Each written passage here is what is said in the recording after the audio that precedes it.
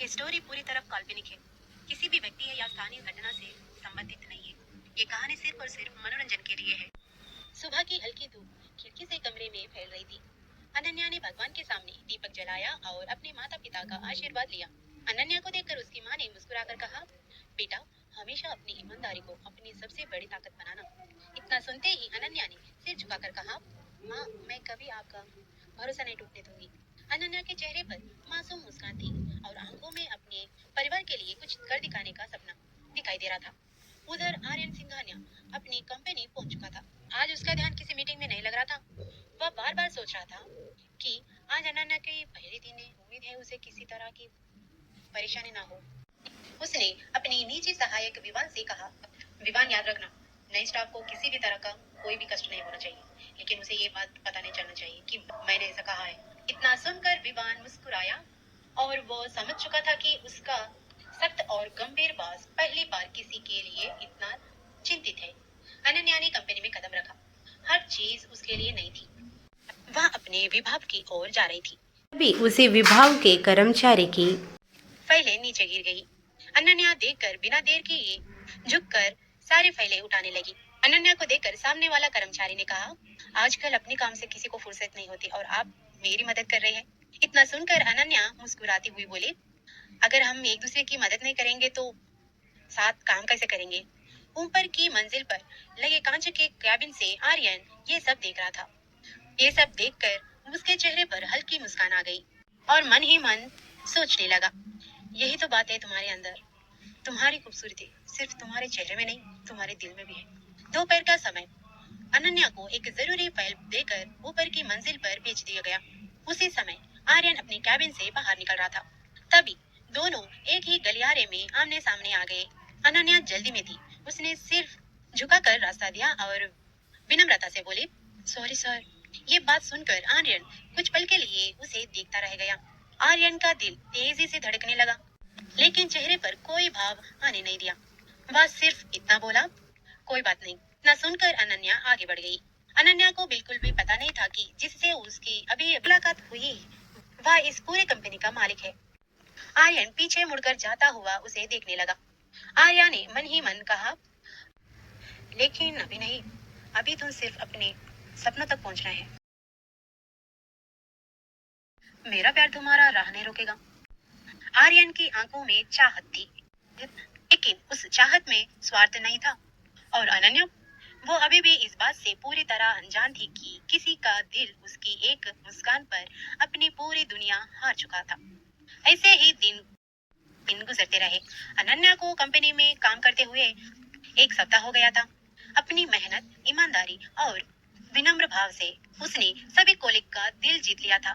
कोई भी उससे मदद मांगता तो कोई वह बिना झिझक के उसकी सहायता करता। लेकिन कुछ लोगों को उसकी बढ़ती हुई तारीफ पसंद नहीं आ रही थी। उसी विभाग में काम करने वाली रिया मल्होत्रा कई वर्षों से कंपनी में थी।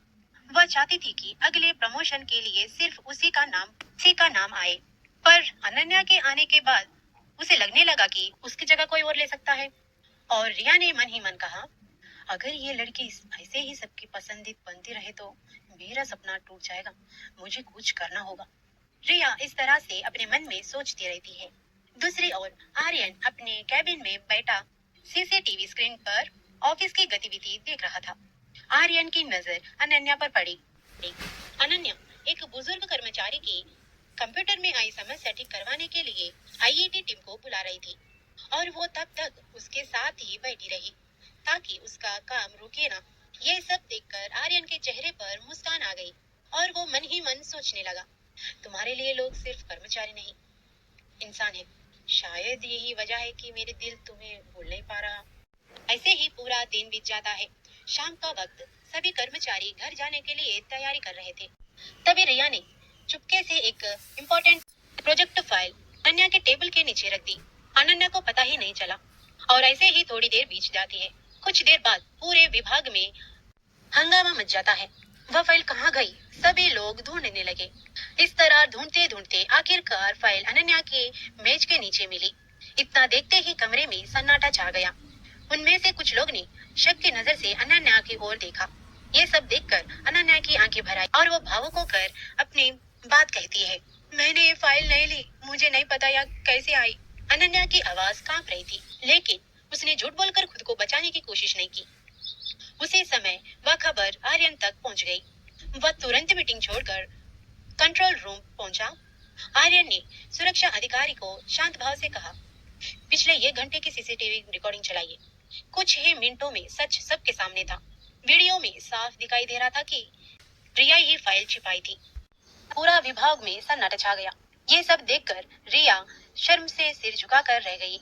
आर्यन ने सभी को और देखा और सबके सामने सिर्फ इतना कहा, किसी पर आरोप लगाने के पहले सच जान लेना चाहिए। हमारी कंपनी में ईमानदारी सबसे बड़ी पहचान है। आर्यन ने जानबूझकर अनन्या की ओर नहीं देखा। वह नहीं चाहता था कि उसे मालिक उसके लिए कुछ अलग कर रहा है। यह सब देखकर अनन्या ने राहत की सांस ली। उसने मन ही मन सोचा, भगवान का शुक्र है कि सबके सामने सच आ गया। उसे आज भी नहीं पता था कि उसकी हर परेशानी पर नजर रखने वाला वही इंसान है जो हर दिन उससे और गहराई से एक तरफा प्यार करने लगा है। आर्यन अपने कैबिन में लौट आया। उसने खिड़की से बाहर देखता हुआ धीरे से कहा, अनन्या, जब तक मैं हूँ तुम्हारी ईमानदारी पर दाग नहीं लगने दूंगा। लेकिन मेरा नाम तुम्हें कभी पता नहीं चलना चाहिए। अभी नहीं। अगली सुबह असामान्य हलचल थी। देश की सबसे बड़ी विदेशी कंपनी के साथ करोड़ों रुपए की डील होने वाली थी। वह प्रोजेक्ट सिंघानिया ग्लोबल ग्रुप के लिए बहुत इंपॉर्टेंट था। सभी विभागों के कर्मचारियों को कॉन्फ्रेंस हॉल में बुलाया गया। अनन्या भी अपनी नोटबुक लेकर सबके पीछे की सीट पर बैठ गई। वह अभी भी नई कर्मचारी थी, इसलिए चुपचाप सबकी सब कुछ ही सीखना चाहती थी। थोड़ी ही देर बाद हल्का सा दरवाजा खुला। तभी सभी कर्मचारी सम्मान के लिए खड़े हो गए। अनन्या ने भी सबको देखकर खड़े होना ही उचित समझा। तभी एक प्रभावशाली व्यक्तित्व वाला व्यक्ति अंदर आया। ब्लैक सूट, आत्मविश्वास से भरा चाल, शांत चेहरा और गहरी आंखें। वह था आर्यन सिंघानिया, कंपनी का चेयरमैन और सीईओ। अनन्या ने उसे देखकर पहली बार जाना कि कुछ दिन पहले गलियारे में जिससे उसकी मुलाकात हुई थी, वह इस विशाल कंपनी का मालिक है। उसने मन ही मन सोचा, इतनी कम उम्र में इतनी बड़ी सफलता सचमुच अद्भुत है। लेकिन उसके मन में सम्मान था, आकर्षण नहीं। दूसरी ओर आर्यन की नजर कुछ पल के लिए अनन्या पर ठहर गई और उसने तुरंत खुद को संभाला और पूरी मीटिंग पर ध्यान केंद्रित कर लिया।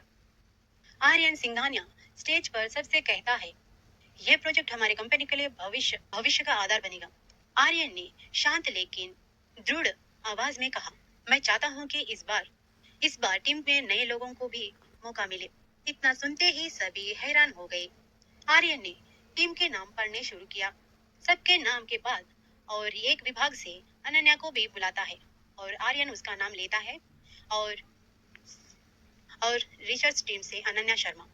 इतना कहते ही अनन्या चौंक गई। इतने बड़े प्रोजेक्ट पे उसका चेहरा होना उसके लिए किसी सपने से कम नहीं था। मीटिंग ऐसे ही समाप्त हो गई। मीटिंग समाप्त होने के बाद कुछ कर्मचारी उसकी तारीफ करने लगे, जबकि कुछ लोग उससे जलने भी लगे। रिया ने सब दूर से देखा और मन ही मन बोली, अब ये लड़की सीधे सीईओ की मीटिंग में पहुंच गई। नहीं, मैं इतनी आसानी से आगे नहीं बढ़ने दूंगी। उधर आर्यन अपने कैबिन में अकेला बैठा था। उसने अपनी डायरी खोली। वर्षों से वो बिजनेस नोटिस लिखता था, लेकिन आज पहली बार एक पंक्ति लिखा, तुम्हें पाने की नहीं, तुम्हें मुस्कुराते देखने की इच्छा है। शायद यही मेरा एक तरफा प्यार है। आर्यन को पता था कि अनन्या उसे सिर्फ अपना सीईओ मानती है और अनन्या को अभी तक ये बिल्कुल भी एहसास नहीं हुआ था कि उसके लिए किसी के दिल में इतना गहरा निस्वार्थ प्रेम जन्म ले चुका था। आशा करते हूँ कि आपको ये स्टोरी पसंद आ रही है। मिलते हैं नेक्स्ट एपिसोड से।